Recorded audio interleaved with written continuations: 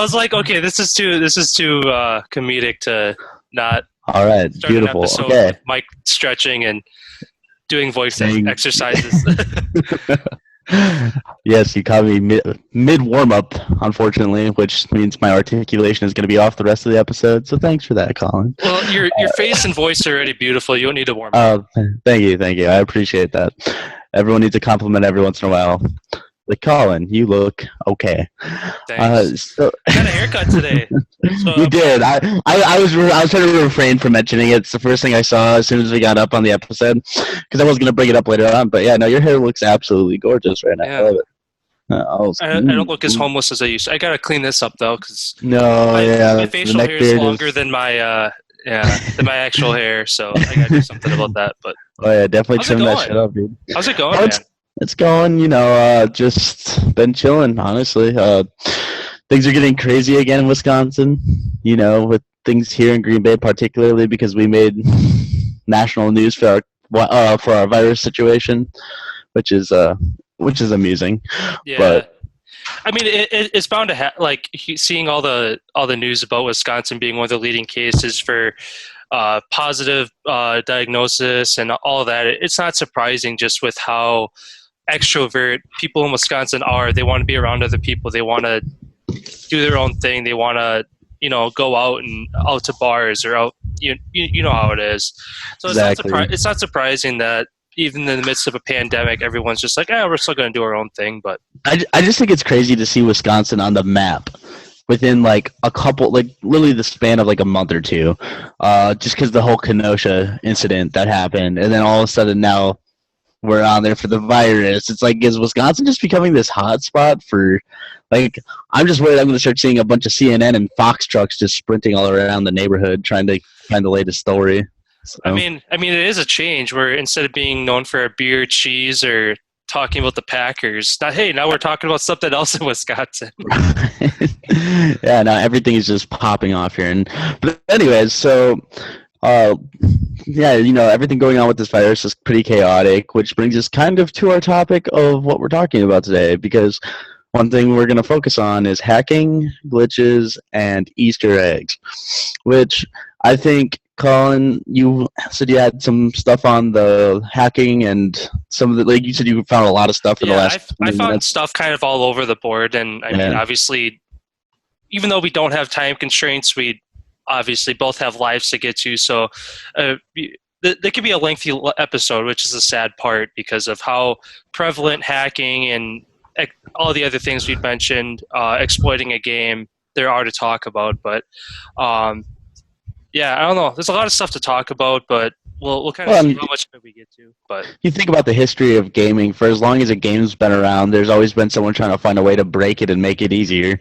For sure. And I almost applaud the intelligence of it if it didn't become such a mass-produced, easy concept that people just kind of bandwagon off of. Like, they're not doing it to be, like, it's not this original, like, hack or glitch. Like, if I see someone hack the game to literally change how an AI's mechanic acts, I think that's impressive. But if I see you literally do it to get a competitive edge, to literally put yourself above other people thinking that takes skill, then that's a little different. Then I discriminate against that. But yeah, no, otherwise, if you're just hacking, like, for example, a lot of these people who come up with the mods for, like, Skyrim and GTA and stuff like that, that essentially in itself is you're messing with the code of the game. You're implementing new code into the game. And I think it's awesome. I think it's fascinating, and I encourage that. But to see people take it to a competitive level, it's kind of frustrating. But yeah, like I was just explaining, it's something that's been around for almost as long as gaming has, I'm pretty sure. I mean, especially Easter eggs, which is cool because those are just developed by usually the game developer. They're the ones who put it in the game, and they're just amusing little secrets. And I love anytime I hear about a new Easter egg. I keep up with a lot of the GTA ones, the Mount Chiliad Easter eggs with like the alien conspiracy. And no, like I find them all very fascinating. I was just wondering, like, what would you say your favorite Easter egg that you can recollect is? I mean, it's kind of one of the ones you mentioned with GTA.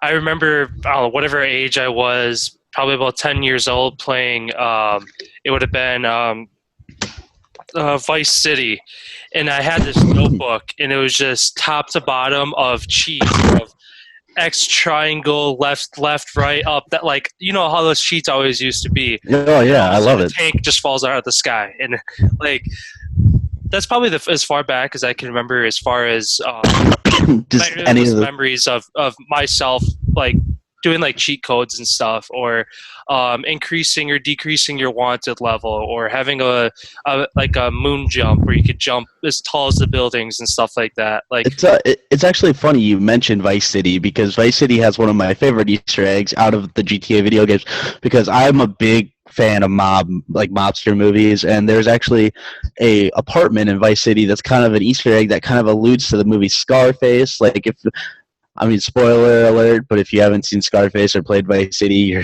you're you're kind of behind. falling behind the times. Yeah, you're behind. You're further behind than Internet Explorer. But that's the thing. They have this cool like little apartment. There's blood on the walls in the bathroom, and there's a chainsaw, which alludes to a scene in Scarface where they're supposed to be doing this deal, and the deal goes wrong, or gets betrayed. I can't remember off the top of my head, but essentially they end up using this chainsaw and cut a dude right in half, right in front of this character Tony Montana, and so it's cool to see them allude to that because that's one of the bigger things that's emphasized in Vice City is obviously the crime families, and no, it's really cool, just something for them to allude to. um, Kind of on the topic of GTA, what was probably your favorite GTA you ever played? Oh man, see, this is a funny answer. My favorite GTA I ever played. I'd have to say things definitely like you can't really compare 4 and 5 to the older ones, in my opinion, because San Andreas is almost questionable because they implemented something the other ones never did: true multiplayer. San Andreas was kind of like a rough start where you could have a friend join in with you. They'd be like your little gangbanger buddy, or a prostitute, or a cop, or I think priest is even out. I don't even know. There's so many different skin options, but then you just roll around and just devastate the city. Which that honestly, San Andreas is one of the most defining GTA games because it was like that kind of jumping stone between this is where we're at, this is where we want to be, and that's what they kind of did with 4. 4 is kind of like what I look at as like an unfinished project, which is 5 is what they were ultimately aiming to do. But I like the darker ones, so believe it or not, my favorite GTA game would probably be GTA 3. And I know it's weird because I don't know what it is. I love the darkness about it, and then GTA 4. Like I've always liked Liberty City over the whole San Andreas concept because it's more New Yorky, and like I told you, I like mob movies. So anything that kind of falls in, like I love the mafia games. I love the. I actually, and this sounds like a crime, as much as I love Rockstar, I never played their detective game, but it looked really fun. L.A. Noire. Oh, I never yeah, played. I've heard of that. I've never played it myself either. Yeah, and it looked really fun. So I might have to go back and play that because I heard it still stands up even on the Xbox One. So might have to check that out. But yeah, so GTA 3 just had that very kind of dark feel, and it just felt the way it played felt different than obviously how San Andreas felt, and then like I don't know, and like it was kind of like it was like an improved Vice City without all the color. It was more of this dark, morbid setting, and it just felt more. I guess you could say non-comedic, whereas like San Andreas has more bright colors. GTA 3 by far would have to be like when I like think back to it, I don't know, it just was really fun for me. I really liked GTA 3, but there's a lot of good stories I have on GTA 4. But if I had to choose out of that and 5, man, that's hard because I did a lot more. I played a lot more of 4, believe it or not, and but I made good memories on both. Like so that's a hard one to divide. So yeah, for the more modern ones, I'd go with 5, obviously, just because it's still continuously growing, and the online is always expanding. It's dope. And then for my older ones, GTA 3 for sure. What about you? I mean, I kind of it's funny how you compared like the 3 to um, San Andreas. I want to say Los Santos, but that's 5. San Andreas, and San Andreas was probably one that I enjoyed more than 3. But again, that we're obviously different people. We have different expectations out of a game and what we like more. But that's kind of one that I guess I look back to the most and have the most memories of between that and Vice City. Because I played Vice City on PS2, and then I had a PSP as well that I played Vice City on. I think that was Vice City Stories is what they called that one. So it was it wasn't quite the full game, but you could still enjoy the majority of it and still get a lot out of the game. But um, really, the GTA franchise as a whole, though, wasn't really a game that I had played a ton growing up, and even now, like I have GTA 5. I've played it before. I played through the campaign, and but then my multiplayer characters only like level 20 or 30 something, which is, Really? yeah, I haven't played a lot of it, and like you guys and everybody else I've ever played with, they're in the one, two, 300s or whatever with their level. So obviously, I haven't played it as much, but I mean, obviously, I put my time and effort into different games that I enjoy more, and obviously, there's people who still play it every day to this day. That's all they play. So I mean, that's the joys of being a gamer is you can relate to each other in the overall topic of gaming, but you can have different opinions and different ideas about different games and still be able to have a conversation and share knowledge with each other. So. But yeah, I guess kind of getting back on topic, we got a little sidetracked with GTA, Oh, but no, that's fine. That was very well put.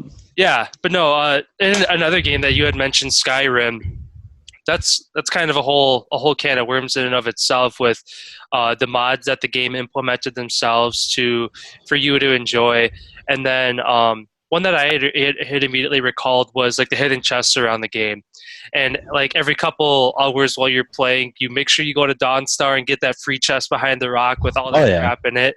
And then Did there's you ever like do the one at Whiterun? yeah, where you have to like you have to jump outside the map, Yeah, you gotta like, go yeah, all the way around the outside of the wall. Yeah, yeah, that was a fun one too.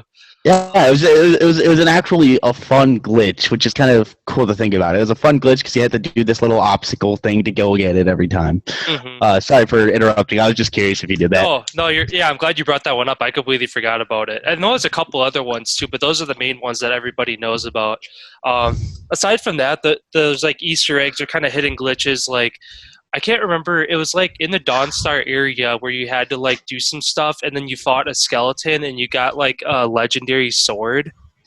If you Hmm. remember, it was like a tomb with like a skeleton. I can't remember exactly, but it I mean, wasn't like no, it's.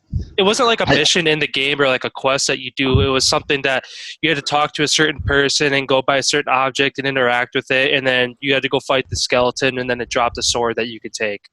okay, what do you know what the sword was called or no? Because that's I mean, either way, there's so many things in Skyrim that were like that, which was just so cool. Like they had so many cool different concepts that like just alluded to different things in pop culture and just various different kinds of Easter eggs and those little side missions like that that weren't even marked typically. Like they're just things like sequences. Like that's what made it a real adventure. I think that's what made Skyrim so popular in itself too. Is just like it's not like there's some line saying, "Hey, go here, do this." It's just like you show up and there's this guy like, "I don't know what to do. The Yeah. lady turned into a werewolf," and you're Yeah. like, "Whoa, what's going on? I just got done getting my ass kicked by 3 giants. Give me a second to catch my breath here. What are you talking about?" And literally, just werewolf comes out of nowhere and eats this dude. Like just a little while, like that can happen, or like you can literally get robbed when you're literally the Dragonborn. You're the Dragonborn, and you're just walking through the woods, and all of a sudden, a thief comes out of nowhere, and he's like, "Give me all of your coin," and you're just like, "Dude, I can literally shout you 3 miles away." But I love it because you get those interactions. Like they're so seamless with the game, and they're just really cool. I love the overall mechanics. Like I will break up Skyrim left and right, so don't let me get too sidetracked here. But yeah, no, I love everything about that game. Yeah, and then even like the DLCs and stuff too. I thought those were really well put together. And a lot of times, I feel like games that add DLCs either they get too off track in the game, and they kind of you're kind of scratching your head like, how does this even fit into the game? But I think Skyrim was one of those ones that where if they had like 2 or 3 DLCs that you could play that they added that ended up really well. And yeah, I don't know. I really Oh yeah, they integrated their extra content seamlessly. So this brings me into the topic of actually mods, which I kind of figured could fall into this category as well. For me, I like mods that stay lore friendly, which like I've bragged up lore before. I'm such a lore guy. It's just I love well written stories. So to see a mod seamlessly, like just to see it get integrated into the game, and it feels like it's something that's been there from the start, or something that should have been there, is so cool. Mhm. Uh, And that's why like I encourage that side of the community. I love to see it. I love to see these people who want to bring this cool content to the people on consoles or just extra content on PC. And but to sit there and get into the darker side of things, hackers who they do things. They create mods where they can straight up laser you through 3 buildings on COD, or they can crash your server. There's been lag switches. There's been several different variations of hacking and cheating that have happened throughout the history of video games. And I'm sure you got a little bit more information on that, or some good examples that could enlighten us to some of these things that are happening.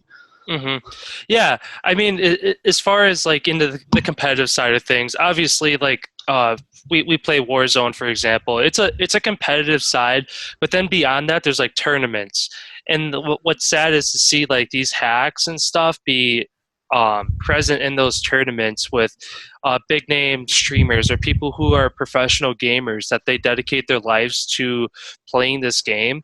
Like you think at that level that you wouldn't see this kind of stuff, but it always comes up. Like there, one of the more recent tournaments, I know there was kind of a hack where I don't even know if it was a hack or if it was just the game being buggy in and of itself. But basically, you look like a black blob, like spiky blob. So that anytime somebody came across you, they just see this black blob like running around, and you shoot at it, but like you're not even where that is. You're in a different spot. So it's like you knew that that person was in the area, but you couldn't pinpoint exactly where they were. And Weird. it was I know Dr. Disrespect and both Tim the Tap Man like had it on stream, this glitch of like, and they're upset about it, which is understandable. They're playing for money. Like this is how they make a living, is by playing in these tournaments and placing well. And you have you come across some random guy who's a spiky blob and you can't hit them, and you die by them or whatever it might be. It's like that shouldn't happen. And kind of going into I guess in the Call of Duty talk, is I have a couple guns that I had put down, and they're not more or less, I guess, hacks or cheats per se, but more exploitation, which is still in the cheating realm. Is kind of going back to Akimbo 357s, the revolver pistols, with how overpowered those were and ridiculous they were, that they're pretty much a one-shot in a lot of cases. Another one being the FAMAS underbarrel shotgun, where you could one-shot people from 50. I think some people were even downing them for almost 100 meters away, which is ridiculous.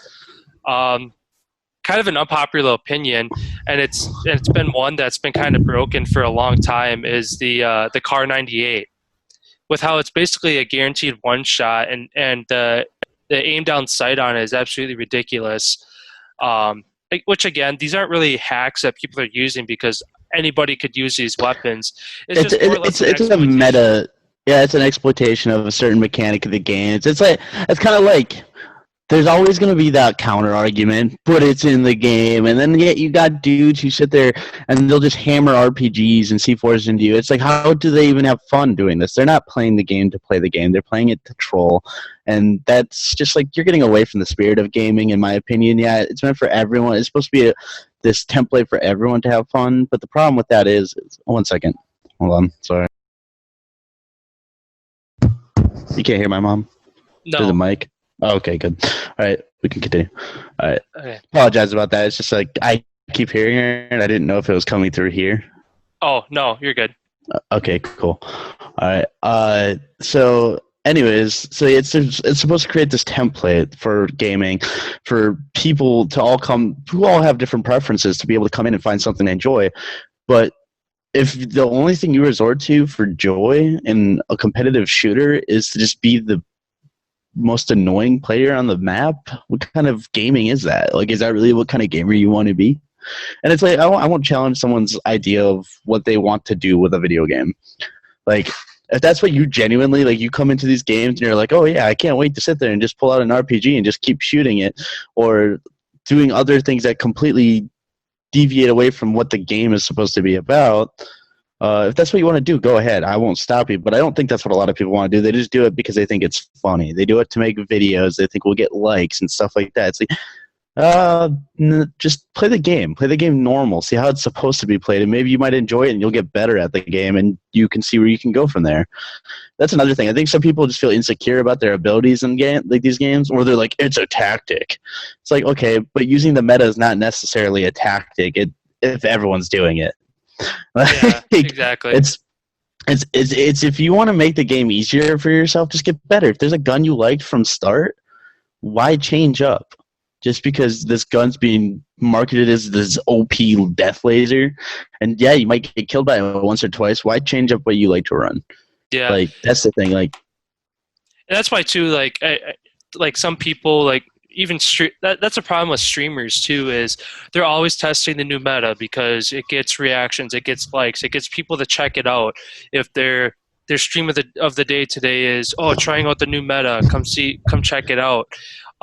They don't stick to one weapon type or like one uh, style to play as.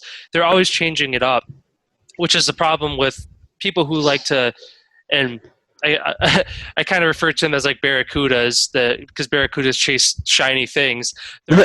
Those barracudas that are always like, oh, the streamer's trying this new gun, I got to try it. It's like, no, you don't. That's why whenever somebody is like, oh, have you tried this gun yet? Have you tried that gun yet? I'm like, nope. I've been yeah, running for COD. I've been running the Kilo or the M4. For a little while, I used the Growl, but it's been mainly the Kilo and the Growl is my primary weapon that I use. And it's going to come around eventually where the Kilo, the M4 is going to be the new meta, and people are going to be like, "Oh, have you tried the Kilo meta?" I'm like, "Nah, bro. I've been running that for 10 months. Like, where have you exactly. been?" Exactly. It's like if you enjoy a gun and it works for you, there's no need to sit there and chase this ridiculous notion that you're going to be better because you're using guns. You see a professional gamer or someone who's definitely advanced in gaming, because obviously you can tell by the way they play. If you're going to just copy what they're doing, it's not just based around the guns they're using. It's also based around being decent at the game. Now that brings us into the topic. This is a whole conversation that could transfer over to like the whole aim assist concept too. There's the war between PC and console where Oh it says, God. "Oh, aim assist is so severe for console games." It's like, no, it's not. It's not that ridiculous. I play with aim assist off. I don't use aim assist. I do I as well. I don't have it on. Yeah, because there's no point to it. Because No. if anything, it's screwed me more than it has ever saved me. Especially playing Warzone, anything higher than a solo. Like obviously, if two people push in, if I start engaging the guy in the back just because he's the one I had a clear line of sight on, and my gun, like that guy cuts inward, my aim assist is gonna jump to him. And sure, I might be able to laser him in time, but the guy I was just shooting now has time to play it up, and he knows there's some still actively someone engaging, and it gives him time to recuperate. So it's just stupid to me. But Yeah. that whole argument just is dumb because there's so many things about PC I will admit are better. Like you can't say it's better and then call bullshit for Xbox having this system in place. Yeah. Yeah. If PC if aim assist was that big of an issue and they thought that console had such an advantage, how come they're not on console? Like they know PC's Right? better, but yet Yeah, they'll exactly. complain about like they literally have better frames per second, better ping. They're able to literally have every single key on their keyboard assigned to a certain binding in the game. Guess what? I got one right here. This is how many buttons I have, and I'm Yeah, stuck with them. exactly. Like Exactly. that's all I get to use.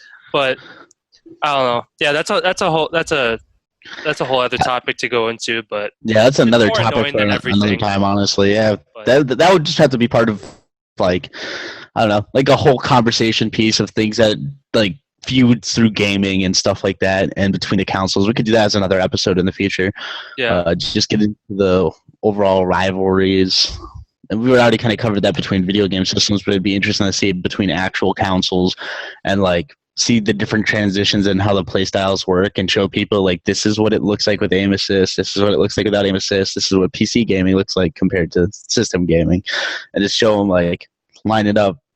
And if like the audience hears this and they like that, definitely like say something, just throw something out to us, and we can definitely do this just to yeah, show how different or how alike it is. for sure. Yeah, I mean, there's so many side topics we can go on, and even though like for these episodes, sometimes we're like, oh, what are we going to talk about? It's like, even though at times we struggle, it's like, oh, what are we going to talk about? We don't know what to talk about. Once we have that conversation, it's literally a 30-second conversation. We're like, oh yeah, that's a super easy topic to Exactly. talk about. That's why, like, for this episode, we're like, what do we talk about? Like, this and that. It's like, what about cheats and hacking? Oh, done. Because we knew we could Exactly. talk about it for, which is sad, and going into like back into the topic of it a little bit is how cheating in video games is far less frowned upon than like other industries like sports. Like in the NFL, you get caught having an unfair advantage. Like Tom Brady deflating footballs. He got a 4-game suspension. The organization got a big fine. You caught using performance enhancing drugs. You get certain titles stripped away. You lose partnerships with companies. You get suspensions. In gaming, you get caught cheating. They're like, that's it. A lot of times, that's it. You and like kind of with Call of Duty's reporting system, it's kind of a joke. Even though it's really the first game that's implemented a reporting system where you can report someone, like I've reported dozens of gamers who I have been using a aim assist hack, an invincibility hack, what etc. There's so many different hacks, but like, how do I know that my report is going somewhere? It could just be I going mean, into that's this basket that, oh, I feel good because I reported them, but it doesn't mean anything. well. And here's the thing too. It's like, uh, I don't know. I saw something. I'm gonna have to look more into it. Something about how many people have been banned. It's apparently been a decent amount of people have been banned. Last It's I just saw it was always like 50,000 something. But yeah. that It's like was a bunch of months ago. yeah. It's like a bunch of bot accounts too. It's like because that's the thing. They just create these fake ass accounts and they just use these mods because they know they're going to get eventually banned. So they do it intentionally. It's like where is the joy in there? Like in that, and why are there so many people hopping on this bandwagon of cheating and just looking for a shortcut? It's like what is the joy that brings you? Where is the advantage in that? Like there's no fun to that. I don't know. I don't feel. I guess I look at integrity and honor as just very strong values to and have even in the most minor thing is gaming. Because I know people are like, oh, it's just a video game. And I'll be like, well, then why do people go through so much trouble to cheat if it's just a video game? Like Hmm. just play the game if it's and it's like these people just go through all this effort and they do all this and they're like, oh, it's not that hard. It's like either you're spending money on it or you had to refine a skill to be able to do it. So it costs you something. So it's not just a game at that point. You brought this to another level, and it's like, yeah, I'm gonna have this reaction to it because you're taking what in essence is the game's supposed to be about and just shitting on it. You're destroying it, and why would you do that? Why would you even waste your time doing that when you could just enjoy what the game's about? If you have a complaint or there's something you would like to see different, you can bring it up to the game creators.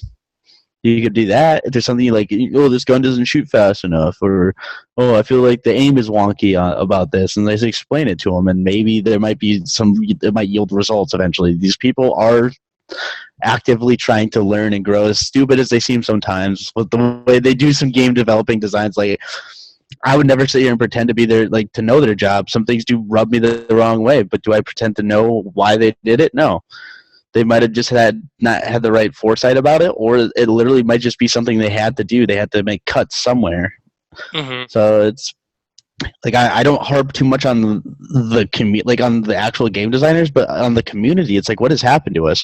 Like we used to enjoy just refining our skill. Like there used to be a point where I used to barely ever call anyone a cheater. I used to barely ever if I saw someone with just disgusting amounts of skill, my brain would just instinctively think, well, that guy puts in the effort. That guy has been playing this game either for way longer than I am, or this dude's just a savant. He's just fucking stupid good with video games. And that's what I think. But now it's like the second something seems even minor, even slightly sketchy, bothers me. It rubs me the wrong way. And sometimes it is circumstance. It's not someone cheating. Like just the other day we had some guys, game of what's the new game mode for Warzone called? Oh Armored yeah, Up. those Yeah. Armor Truck Royale, or whatever that was. Yes, Armored Truck Royale. So we made it to where there's only two teams left, and we're like, okay, where's this team at? There's only one guy left, and we can't find him. And long story short, we just waited for the circle to keep closing, and finally it closed us off and killed us. And we went into game chat and we said some sorted things. But then all of a sudden the people were like, "Hey, add me as a friend. I want to talk to you." So that was kind of like what? So I think it was either you who added them or Lake. I think it was you, right? Yeah, it was Or was me. it? Yeah. So yeah, it was you who added them, and like they jumped into our main lobby and they started talking to us, and it turns out it was just a glitch with the lobby itself, and they were just curious and they wanted to see how things would end, which I don't blame them for. I don't. Like, I think they kind of knew in the back of their heads so they're gonna win, Yeah, but at the same time, I don't blame them just to see what happens. It's kind of cool for your first time ever of a glitch like that happening. But it's like they didn't go out of their way to intentionally cheat that game. They even admitted that should have been our win, stuff like that. Like they weren't assholes about it. You're not intentionally trying to cheat. Now, when you sit there and you create these mods where you make yourself invincible and you play this game and you literally just do this to fucking destroy anyone else's chance of potentially winning that game, no, you're part of the problem. hmm But glitches like that happening, that's just something that the developers need to smooth out, and they're working towards it. yeah, yeah. Kind of a similar one, and I might have talked to you about this before. Um, a buddy of mine that I play with, he had the same thing where Alfie was playing solos or what he was playing, but he tried jumping off the plane in Warzone and it wouldn't let him. And it just kept flying and flying and flying until the point that the screen went black. But up in the corner, you could still see like how many teams and how many people were left. So he's like, I'm just going to stick it out and see what happens. And he stuck it out 20, 30 minutes, whatever how long the game took. And he ended up winning because the circle closed and he was never left the plane. Um, so again, that's another one where you're curious how it's going to play out. It's like this isn't supposed to happen, so you just Imagine, wait and wait. imagine the plane just flies back in, and it's just like victory, and then he just jumps out. Yeah, or like the screen, it goes as if you're going to jump off, but you're in a different map in a different game. The plane is flying to a different map.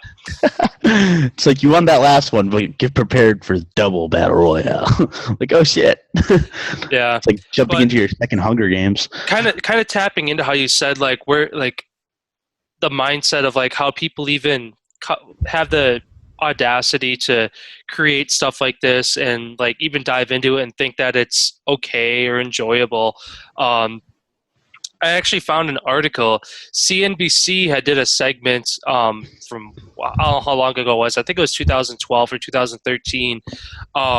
They talked to this 18-year-old college student who literally makes a living creating hacks for people. So he like goes into the coding of games, finds vulnerabilities, and then sells those hacks to people. And he said his average sale for someone is like $100, and that's like by month. And he just keeps sending them new hacks every month for different games that they want to play.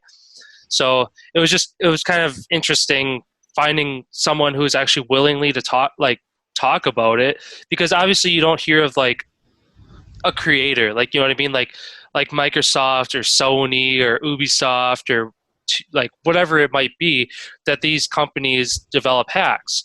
Like nobody can probably list a company that creates hacks. Yeah, Like, but they exist. You know they exist, and so it's kind of interesting. I don't know if that person that they'd interviewed and talked to works for one of those companies or if he's just smart enough on his own to be able to do it on his own. But it's just kind of interesting how of all the things NBC could be looking into and talking to people about, like even they're realizing like the hacking and cheating and how it's become so prevalent in video games that they did a full segment on it. So that was kind of oh yeah, another point I wanted to bring up that was really interesting. yeah. This dude straight up just turned it into a business, and that's insane that he can do that. That there's so much demand for this. Like I said, if it's a single player game and you're chasing a certain modification to your game, like that's cool. Like that's fine. Like you want to make your campaign like of Skyrim, I don't know, turn into Zelda or Mario or something wild. You go right ahead. But when you are bringing that into the competitive multiplayer sector, that's just not fair to everyone else. And it's like and when I use the term fair, I get it. No one expects fairness in the world. The world's not fair, but you just sacrifice so much of your integrity and who you are as a gamer if you don't want to put in the effort. If you're going to spend this much money to just get it's not even going to get jump forward. Like you can spend money and get a jump forward through COD, like on certain things, like your battle pass. Like say you want to get the Val sooner, you can spend money on it. That's fine. You can give people the pay to play option in some respect. It's not like a serious one. Everyone gets that gun eventually, but there are people who can pay their way ahead to get that gun sooner, and that's fine. But for people to sit there and spend money on these hacks, it's like that's literally something not everyone can acquire at that point. So it's either everyone has to end up with hacks, or why should you even do them? Because everyone's Yeah, just gonna end up doing it to level the playing ground. That's how I feel like that's how a lot of people justify it in their head too. It's like, well, everyone's hacking now. I might as well hack too, and then you become part of the problem.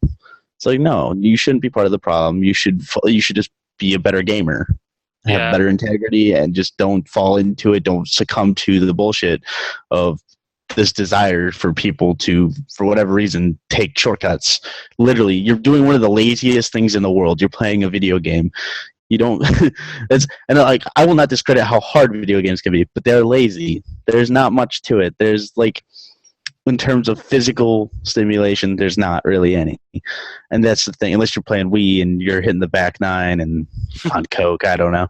Uh, but in that case, there's a lot of physical activity. But when it comes to Call of Duty, there's no point in spending this kind of money on those mods though, because it's like, dude, just put in the effort. There's not much effort to be put in there. If you really suck that much at the video game, pick up a different video game. You got options. Maybe that's not your genre. You tried to play a shooter and you got your ass kicked. Well, guess what? There's racing. You can't drive. Well, guess what? There's survival games. You're terrible at surviving. We got Lego games for you that you can play. That you can just walk around and build stuff. Called Minecraft. There you go. yeah, You can, if you can't handle a certain game type, you can always jump to another game type. But if you're like, well, I want to get better at the game, just get better at the game then. They give you yeah, practice lobbies. They give you private lobbies for a reason. They give you bots to work against if you are struggling that much at a basic shooter, which you shouldn't. And then, because that's the thing, I don't think it has anything to do with skill level, though. It doesn't. It all stems out of the trolling factor. I think it really does. I think it's just because people want to be, in essence, this bad guy. And it's like, what is that? You craving attention? Is that because you just think it's funny to you? Like, I have not seen one video of a hacker that's made me laugh. I'll tell you that. It's not made me laugh. It's like, well, you just screwed all those guys. Seeing hackers get screwed over makes me laugh. There's a video of a Dark Souls battle. This dude has infinite health, right? He's hacking. You can't be killed, and dude tricks him into falling down a ladder, and he dies that way, and he kills him. So there's such a gratifying feeling to watching that, and it's funny because it's like, fuck that guy. He deserves that. hmm Kind of going into the topic of that, of hackers getting caught, is FaZe Jarvis. I don't know if you're familiar with who he is and kind of. I've heard a little bit about his Yeah, situation. so basically he used like an aim assist hack, and it wasn't like, I can't remember if it was like in creative or if it was in a public lobby. It wasn't in like a tournament or anything like that. And that's what he was using to justify it. It wasn't like in a game for money. It wasn't like, it doesn't matter. You used the hack. Like, for one, you used the hack, so you're a piece of shit as it is. Two, you were streaming. How fucking stupid can you be that you have thousands of people watching Yeah, the hack? you just get the value of your credibility just significantly reduced because of that. Now everyone's like, well, did he use it in his tournaments? We don't know now because he entertained the idea of like, and I get it. He's wanting to reach out and show people this, but that's not his position to do that. You're a streamer that people enjoy watching. They watch you play because they believe in the legitimacy of your gaming skills, be it the best or not the best. They believe in who you are as an authentic gamer. And that's why he Yes. lost so much credibility so fast. Is because you're not an authentic gamer if you're a hacker. You are a cheat. You are a fake, and no one appreciates you in the gaming community.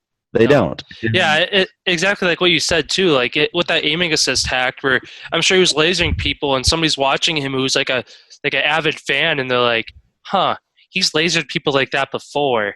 But just by doing that, it completely erases your credibility, because you could have been like, "No, this was the only time I used it." It's like, was it though? Because exactly what you did with that hack, like maybe you were just on it, you were just having the game of your life, having the day of your life playing Fortnite, and you couldn't be stopped, and you're just on top of everything. By bringing this hack that you said, okay, this is a hack, and it's comparable to gameplay you've had, you're done. You Exactly. screwed yourself over, and I don't know. He's a young Yeah, guy if it too. was, He's like 16, 17, so maybe he just didn't have the mindset or didn't have the maturity level to um I don't even know if he's 16 or 17. He looks like it at least, but yeah, I don't know. It was just one of those moments that like it was like a karma moment that I was like, you got what you deserved. And as oh yeah. apologetic and sincere as he might have been to say, I didn't mean for this to get this way or whatever. It's like you knew what you were doing when you did it, and you knew like how frowned upon it is, but yet you went and did it anyway. Well, dude, and this is like, I don't know. I feel like I'll use almost every single one of our podcasts like to talk about the dangers of technology. I feel like I'm just becoming this foreshadowing person that has like these spooky thoughts about where technology is going, but like, or just overall hatred of it. Which I don't. I support technology. I just think it's a double-edged sword, and like seeing these young guys who skyrocket to popularity because of technology, because these video games, because of their streaming efforts, which is not no easy task. It takes a lot of work you got to put in, uh, and I won't discredit that. But to see these young people get skyrocketed into these positions where they have all of a sudden a lot more money than they're used to dealing with, depending on the factors of where they come from, or just a whole different lifestyle now presented in front of them, and their mental maturity, like you called into question earlier, is something that could very well not be completely set in yet. They might not be the most mature person yet. So it's kind of weird to see this person as an influencer, to see these people. And I'm not saying young people can't be influencers. There have been plenty of young influencers, be it if I agree with them or not, like this Gretchen girl. We've seen it in the news. You know anything about that? I haven't.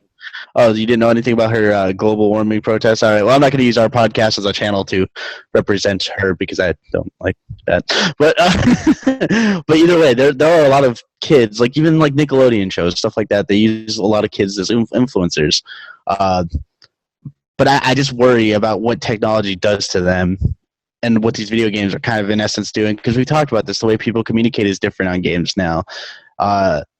There's not a lot of I don't know, the old school shenanigans that just kind of felt like more innocent and was just not very. I don't know. It just feels like video games are creating stress more than they're relieving stress these days, and that's weird. Like, I don't know what thought in this. What was his name? FaZe Jarvis. Yeah. I don't know what was going through his mind exactly when he was thinking about displaying this aimbot. Maybe there was just this moment of one of his friends and him were chilling, and they're like, "Oh yeah, that'd be cool to explain to the fan base," without actually really thinking about it, because we don't know. And it's like that should be better managed. There should be better. Not saying he needs to be micromanaged in every choice he makes in his life. He's going to be an adult one day, or maybe an adult already, as we don't know his actual age. But for him to make a decision that blatantly stupid, that can literally strip you of everything you have worked towards, like, it just makes me call the question. Okay, yeah, I'm curious about his age. Okay, he's 18, and this would have been so at least a year ago. So yeah, he would have been 17, maybe 16 at the time. So I wasn't. Well, here's the thing. I'm sure he's doing just fine. I'm sure he's doing just fine. I'm sure his gaming channel probably recovered. The attention span of everyone has shrank so much. Like, I just feel like there's a lot more stress and a lot less attention lately with video games, social media, and all that. But getting back into our main topic of hacks, I was wondering, you said earlier you had some videos, and I was curious about those. What videos did you, or did you just say you had facts that you looked up? Facts, or more. I didn't bring any videos for it just because. Oh, okay. No, that's. I did, yeah. That's why I was curious, because we just got on the topic of this guy. I was wondering if he had a video. I'm sure there is one of him still displaying the auto. But yeah.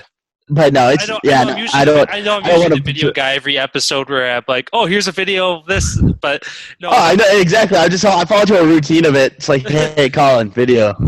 But no, honestly, we don't even need to display this because everyone's already seen it. And if anything, it just causes stress in the back of your mind, even if it's not directly happening to you. We've all experienced it via some multiplayer game. It could have been some Street Fighter combat game where we got our asses completely destroyed by a dude who literally shouldn't have been able to, or we just got outshot because a dude was able to snipe through 3 walls, around a helicopter, through the sewer system, through a teapot, around the window, and finally into your head somehow.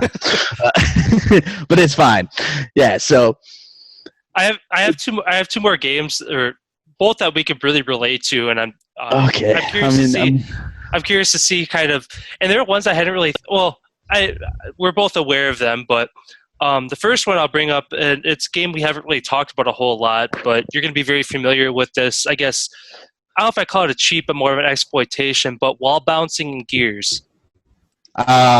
Okay. Yeah, so that's definitely an exploitation that was very prevalent and very frustrating. I mean, it's a tactic, though. You got to think it is a violent. Like, that's what it became. It became shotgun banger. That's what Gears of War eventually evolved into.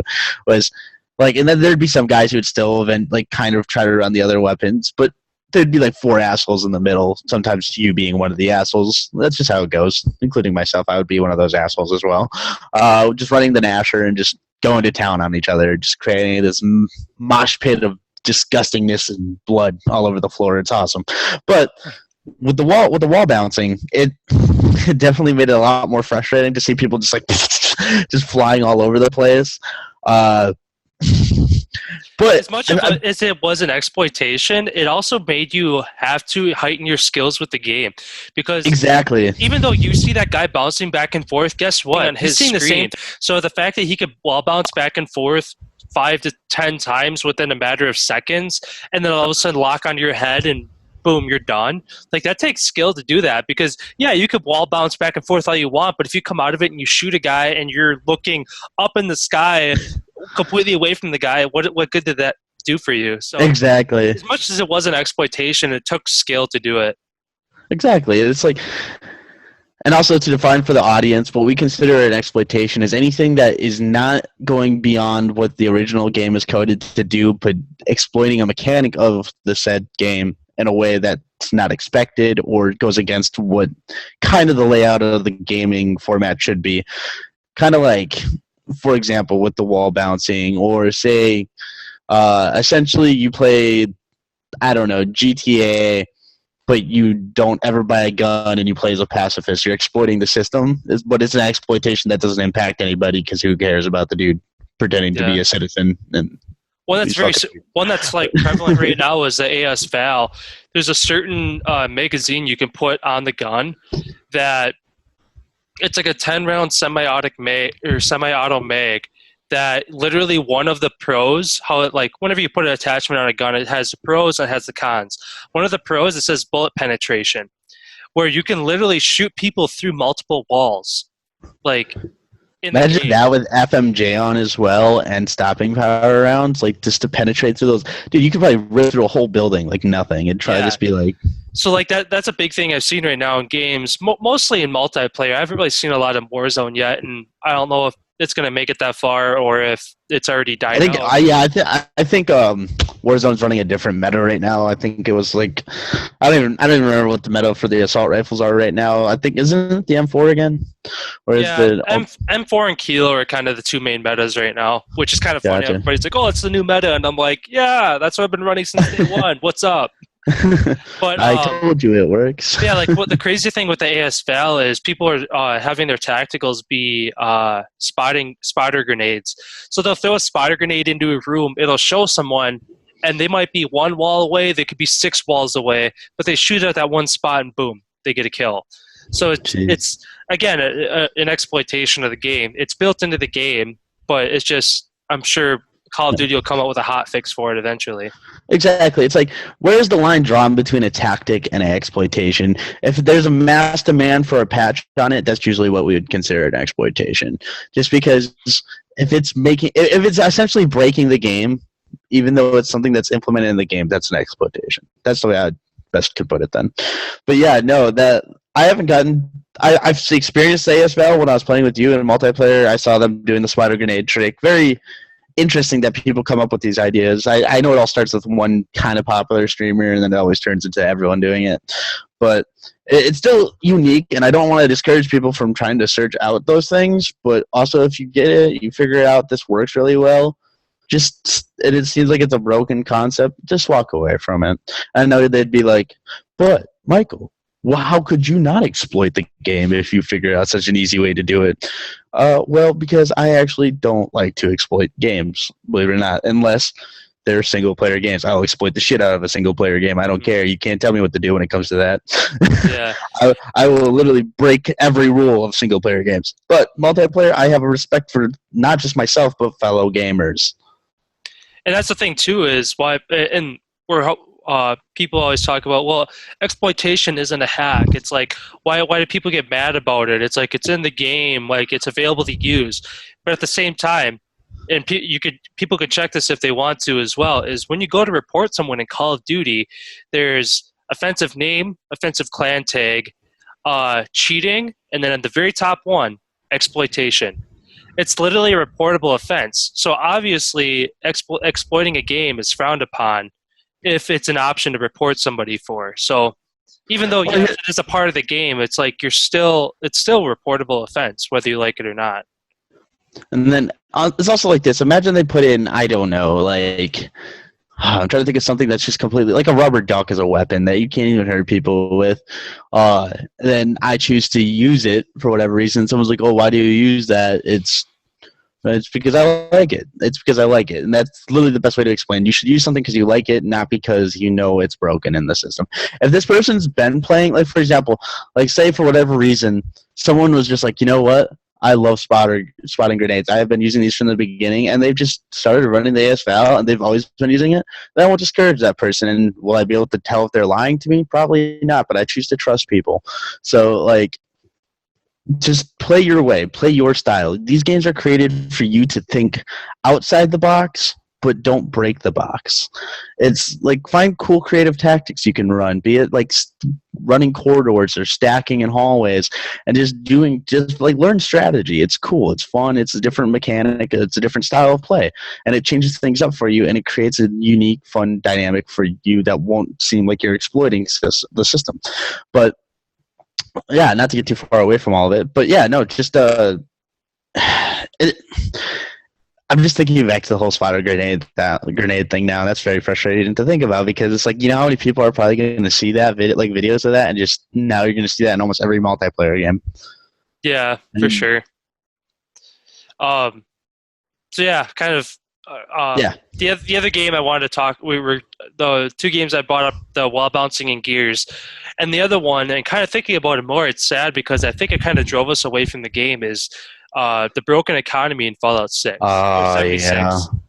With what happened there right before we stopped playing it, and for those of you who aren't familiar with the game, and basically what happened was there was a glitch that so in the game you can make gifts, like these gift boxes, and they require like very rare and hard to find and obtain items. But then when you open the gift box, it gives you multiple things like caps, it can give you weapons, it can give you armor, and basically I don't know if it was one person who started it or how they found out a way, but they found out a way to basically mass produce these in thousands. By when they make one, they're actually making thousands at a time. And the way that we actually came across it was, I think it was, we were at like my home base or whatever, and this guy had fast traveled to me, and he's asked me for a certain material of sorts, and I'm like, oh yeah, he asked for like 2, and I gave him a few hundred because I'm like, I don't use it. That's like not my style of play. So here, take all of them. He's like, whoa, thanks. He's like, I got something for you. And then he dropped me like 10,000 of these gifts. Yeah. And I had never seen one at the time. So I'm like, oh, what are these? I'm like, these are kind of cool. And then I started opening up a few, and I'm like, whoa, what the heck? I've never seen these before. And then once I found out how hard they are to make, I'm like, oh no. This guy just gave me thousands of something that he created by cheating or hacking.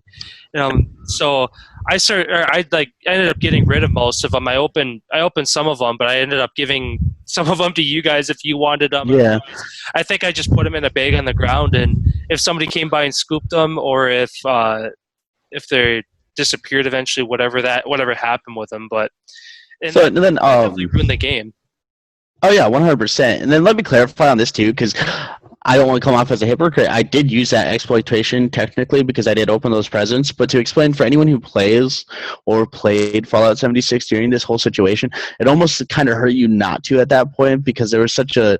So, for one, they shut down player vendors. So there was nothing really circulating in the economy whatsoever at all because there's no deals being made. You couldn't trade for anything. You couldn't get better weapons potentially because every vendor shut down.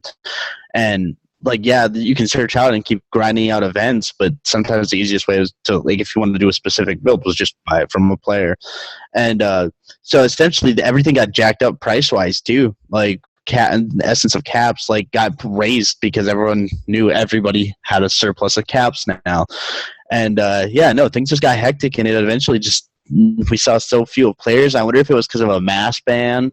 I don't know. I never actually looked that up if there was a mass banning, or if just so many people got just bothered by what happened to the economy and they just decided to step away, which really sucked because that game was very fun for all of us. We all really enjoyed it.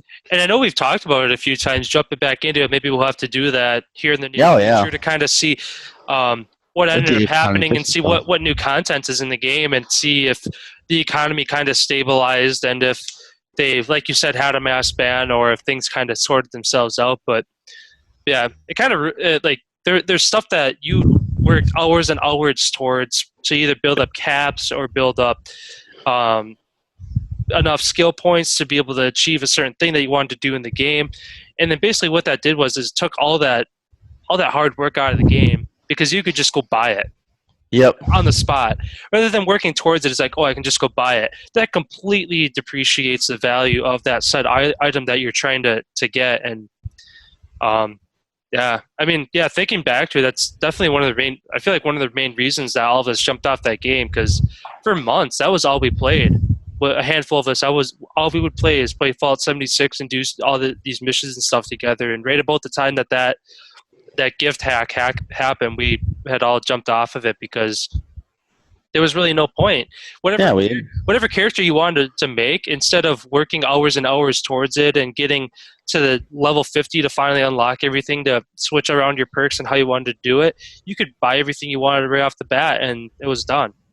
I've even contemplated just deleting all my old characters and just starting fresh, honestly, at this point, because I feel like all the gifts are gone, and then just play a unique play style. That way, it's like it just feels more fresh and authentic again, just to get away from the potential to want to just keep all my old chicks. I know everything I have on my character exists somewhere in that world still to some degree, so I can still get my hands on it. Mm-hmm. So I might as well just start fresh if we do ever jump back into it. But yeah, no, definitely, that's one of those exploitation / hack. We never really completely understood that situation. That was just very, like, it was literally an end of a game we've been playing for months for us. Like, that's the impact these people have on these communities. It's like you don't realize you are destroying overall complete game communities. Like, you're wiping them out. You're wiping out people who are just getting into gaming. You're making people quit. Or like even specific games are taking, like, because there's a lot of flack against 76, but there was a surplus of people. But after that, just gone. Mm-hmm. It's like, okay, well, it seems you're definitely ruining something about these games by doing this stuff to them. So why do you do it?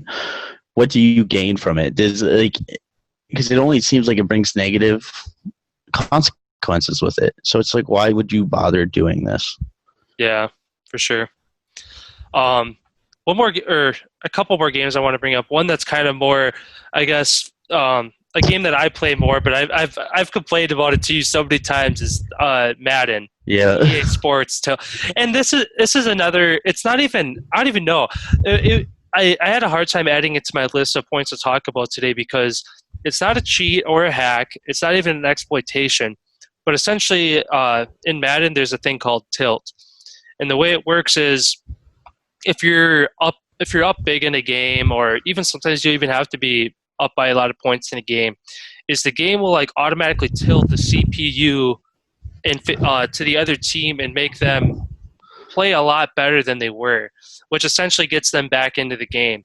So in a lot of cases where you are up by 2 or 3 scores in a game, having that tilt to your side is almost like an unfair advantage that the other person can't control, where you're playing the game a certain way, you're on a roll, you're doing things well, and all of a sudden that you have to throw that out the window because with the tilt, you're all of a sudden you're fumbling the ball if you're the play, you're throwing interceptions. Your go-to play all of a sudden is cover. You got four guys covering that one guy, and it's impossible to throw it to him. It's just like it completely throws you off, and it might be Was it something very? that add Is it that very they've added to possible the that game. Or go Is ahead. it Sorry. very possible that no, yeah, I'm cutting you off. I apologize. It's just I don't want to lose this idea. Uh, is it very possible that people can exploit the tilt? Then, can you have a playstyle based around this tilt, or is this tilt fully just unbiased? Does it affect both sides equally, or does it can you drag your feet in the first half and then just pick it up in the second half just to have that tilt on your side, or I mean, I guess you could. I That's the thing is, I've been on both sides of this tilt, and like I feel like I've definitely been on both sides of it, and I can't say, oh, it's hurt me more than than it's helped me. But yeah, I never even thought of that, to just kind of sandbag in the first half and show this other person that I'm not that good of a player, even though you are, just to get that tilt in the second half. So your good skill on top of the tilt, you just boom, you explode, and that could be burn something the that clock people out? Yeah. do. Yeah, that could be something that people do, and at that point, it is an exploitation. That if you do realize, hey, I have the tilt on my side, to all of a sudden kick up your gameplay and start playing better. So I guess yeah, in that sense, I guess that does tie into this topic a little bit more, because I guess I never thought of that, but um, yeah. So that's kind of it on that topic. That was just one thing I wanted to bring up, and something that I personally dealt with. But I guess are there any other like hacks or exploitations that you could think of that I guess in games you've played, not necessarily ones we've shared together, that you want to So bring up? So for games that I've played, I'm a big From Software guy. For anyone who follows this channel, I love their games. So in Dark Souls, there's a lot of glitches. I prominently played Dark Souls 3 mainly, and then I've also really enjoyed playing Bloodborne. I felt like there was less glitching in Bloodborne, so a couple examples. One thing people would do is they would glitch themselves inside of a building to where you can't hit them, and then they'll just keep having use they'll stay in a place called Pontiff area, which is essentially just this big wide open area that can have the most other players summoned in at once. And so they would just sit in this, they glitch into this wall, and you can't kill them. So then they just keep having spirits getting summoned in, and they just keep racking up kill counts, which gets them souls, which is like the currency of the game. So they're essentially untouchable. So that's just annoying. And then there's a couple other. So that's more of a hack glitch for an exploitation in the game. One thing people do is they'll create, which is fine. It's the community understands that they all do it. So it's kind of like a exploitation everyone does. So if you're a low-level player, but you have a friend who is like maxed out, but you summon them in to help you, they get lower level down to your level, but they're still super fucking strong comparably to like someone who's fighting at your level. So you can just have like this dude who's just a tank wearing had like some of the strongest armor in the game. Like so for defensive wise, it'd be like Smos or Havels, and they can just sit there and take hits and abuse the shit out of you. And it's very unbalanced, but it's just one of those exploitations I think a lot of the people who play in that community know. And outside of Dark Souls, see here competitive wise, man, I wouldn't call it a. I mean, there's the issues with leg switch I've experienced in games, but it's really hard to pinpoint what is actual leg switch and what is just, wow, this connection got bonkers for some reason. You know what I mean? But there's been a few situations where like it was like 100%. There's no other way this could have happened besides someone just completely cutting the shit out of this server. Other than that, no, I can't really think of any other ones. Okay. That's probably a good thing. Yeah, I was expecting you to have this long list of, oh my gosh, don't get me started. although there are a lot. It's just I figured we could break this up into a 2-part video, just because it is a very broad topic that covers a lot, and we can bring in more info after this one's posted just to see how everyone enjoys it. Yeah, for sure. And I kind of a point I want to add. You talking about that game had reminded me of it by, if you're a low level and you bring in a high level friend, how they can kind of give you help. Like Fallout, you could do the exact same thing. You could be starting out with a super low level character and have your buddy who's level 100 something take along with you on your quest and kill everything for you, so that it takes Exactly. all the hard parts out of the game, and you get the XP. You literally have to hit the enemy once. You could shoot them with a little P gun if you really wanted to. Hit him once. Okay, cool. I hit him. The other guy would kill him. You'd get the XP for it. So, yeah, that was just another one I wanted to bring up. Oh yeah, and definitely a good point. Yeah, no, there's exploitations across several different platforms of gamings, like even Halo. I'm sure there's been a fair share of exploitations in Halo. We saw straight up the hacking that happened in the original Call of Duties was just very out there and on the head.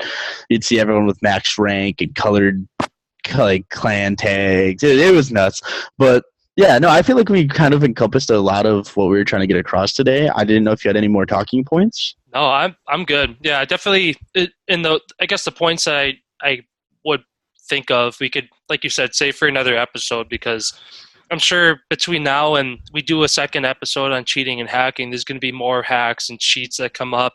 Maybe another streamer is going to do something stupid and we can dive into their mistake again. But yeah, you could get caught in our next. We could start our first session of Friendly Fire and just roast them, if because that's something we discussed. So that's another thing to look forward to outside of our franchise Fridays. Tune in on Friday for that. And so Friendly Fire is a concept that we'll be introducing eventually, which is just us being assholes to each other or other gamers in the community. So for sure, yeah. So Friday, for our first franchise Friday, we're going to dig into a game. Talk a little about our history, the history of it, our experiences with it, and we'll kind of see where it goes from there. We haven't decided yet what we're going to do, and we'll leave that as a surprise, really, to both of us, because like I said, we don't know which one we're going to do yet. But. Exactly. It's going to be very shocking. We'll put it that way. Yeah. Very shocking. Bioshock. It's Bioshock. No, I'm just kidding. Oh boy, I have to do my research. I don't know about Bioshock. I think no Bioshock. No, we'll figure it out though. But anyways, with that, I'm gonna disappear on you then. All right, sounds good, Mike. Conversation, man. Yeah. All right. Talk to you later. Peace, bro.